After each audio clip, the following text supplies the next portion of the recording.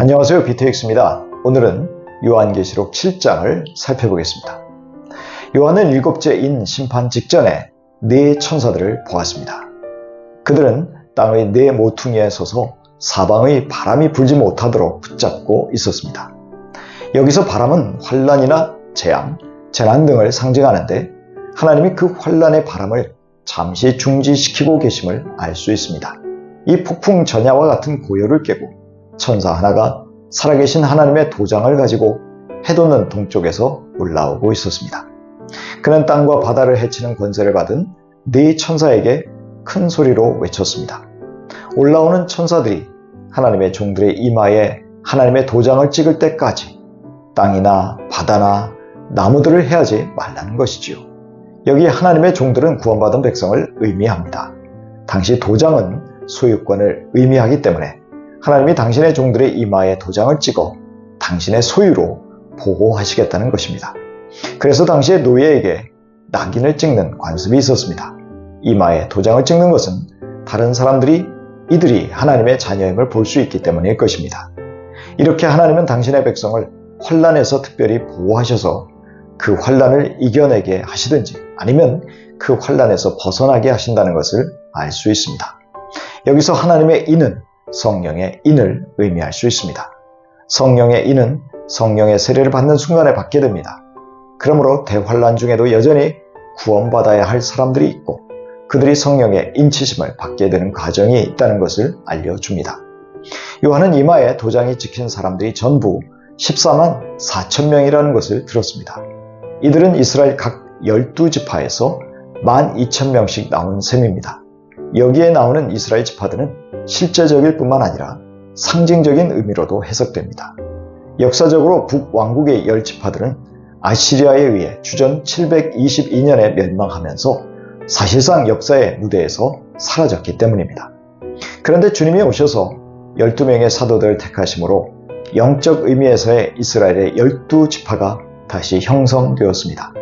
예수님이 민족적인 이스라엘을 강조하지 않으셨기에 이들 12제자들을 민족적인 이스라엘 회복으로 보기에 무리가 있습니다. 이들은 참된 이스라엘 또는 영적 이스라엘로 보는 것이 맞을 것입니다. 여기에 등장하는 12지파들의 맨 앞에 유다의 사자이신 그리스도를 배출한 유다 지파가 맨 앞의 자리를 차지하고 있습니다. 그런데 단지파는 아예 빠져있고 에브라임이 요셉의 이름으로 대치되었고 레위 지파가 다시 들어간 것이 특징적입니다. 그렇다면 주님은 이스라엘 백성 14만 4천 명만이 구원받도록 정해 놓으셨을까요? 유대인들이 아닌 여호와의 증인, 신천지와 같은 이단들은 그렇게 주장하며 그 숫자에 들어가려고 애쓰고 있습니다. 베드로후서 3장 9절입니다. 하나님께서는 아무도 멸망하지 않고 모두 회개하는 데 이르기를 바라십니다. 디모데전서 2장 4절입니다. 하나님께서는 모든 사람이 다 구원을 얻고 진리를 알게 되기를 원하십니다. 이처럼 하나님이 세상의 구원에 대해 가지고 계신 원래 의도를 생각해 본다면 오히려 이 숫자는 구원받는 성도들의 총합을 상징적으로 표시한 것으로 볼 수 있습니다. 앞에서 이마에 인치심을 받는 하나님의 소유로 하나님의 보호를 받는 모든 성도들을 의미하는 것으로 그렇게 보는 것이 더 나을 것입니다. 그 뒤 요한은 각 나라와 족속과 백성과 방언에서 아무도 능히 셀 수 없는 큰 무리가 나와 찬양하는 장면을 보았습니다. 이 큰 무리는 큰 환난에서 나오는 자들이었습니다. 이들은 바로 앞에 셀 수 있었던 14만 4천의 이스라엘의 12지파들과 대조되고 있습니다.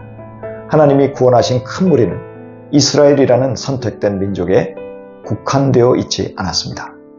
하나님은 지금도 당신의 택하신 백성을 제한 없이 모으고 계시기에 우리가 셀 수 없는 것이지요.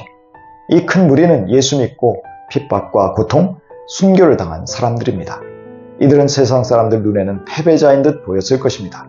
그러나 이 큰 무리는 거룩과 승리의 상징인 흰 두루마기를 입고 있었습니다. 이들은 어린 양의 피에 그 옷을 씻어 희게 한 자들입니다.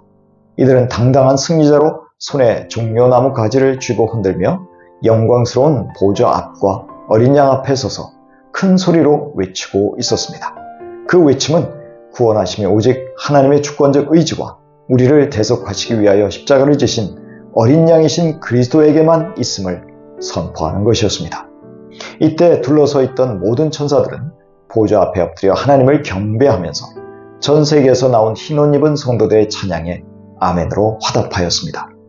5장 12절이 성자 하나님께 드리는 찬양이었다면 7장 12절은 성부 하나님께 올려드리는 찬양입니다. 천사들은 여기서도 찬송, 영광, 지혜, 감사, 존귀, 권능, 힘의 7가지 내용으로 찬양하고 있습니다. 5장의 부가 7장에서 감사로 대체된 것이 다를 뿐입니다. 즉 성자 예수님과 성부 하나님은 동일한 찬양을 받으신다는 것입니다. 장로들 중 하나가 흰 두루마기를 입은 자들이 큰 환난 속에서도 신앙의 정절을 지킨 성도들이라고 말합니다. 그리고 이들은 그리스도의 보혈로 죄가 용서받아 거룩하게 된 사람들이라는 것입니다. 어린 양의 피로 두루마기를 빨았다는 것이 죄 용서의 상징임을 알 수 있습니다. 이들은 하나님의 보좌 앞에 있었고 하나님의 성전에서 밤낮 하나님을 섬기고 있습니다. 이들은 성전이신 하나님을 찬양하고 경배하고 예배 드림으로 하나님을 섬기고 있었습니다. 하나님은 당신을 섬기는 이들 위에 장막을 치셔서 보호해 주실 것입니다. 그리하여 이들은 다시 굶주리거나 목마르지도 않을 것입니다. 과거에 핍박당하면서 환난 가운데서 굶주리고 목말랐을지 모릅니다. 그러나 이제 다시 그러한 고통이 없습니다. 뜨거운 기운에 몸이 상하지도 않습니다. 이들을 해칠 수 있는 것들은 아무것도 없습니다. 우리 예수님, 어린 양이신 예수님이 목자가 되셔서 생명수 샘으로 인도하시고 하나님이 친히 그들의 눈에서 모든 눈물을 씻어 주실 것이기 때문입니다. 요한계시록 7장 3절 이하입니다. 우리가 우리 하나님의 종들의 이마에 도장을 찍을 때까지는 땅이나 바다나 나무들을 해하지 말아라. 이 사람들은 큰 환난을 겪어낸 사람들입니다. 그들은 어린 양이 흘리신 피에 자기들의 두루마기를 빨아서 희게 하였습니다. 이마에 하나님의 도장이 찍힌 구원받은 사람들이 이스라엘 백성만을 가리키는 것인지 아니면 뒤에 나오는 전 세계에 구원받은 사람들을 가리키는지 해석이 분분합니다. 또한 이마에 하나님의 도장을 받은 이들이 대환난을 통과할지 비껴갈지도 해석하기 쉽지 않습니다. 그럼에도 구원이 오직 그리스도가 흘리신 피를 믿는 사람에게만 해당한다는 것은 분명합니다. 여기에는 이스라엘 백성이라도 예외는 아닙니다. 그러므로 우리는 구원의 영원한 이름인 예수 그리스도를 믿고 사랑하고 전파하는 일에 더 관심을 가져야 할 것입니다.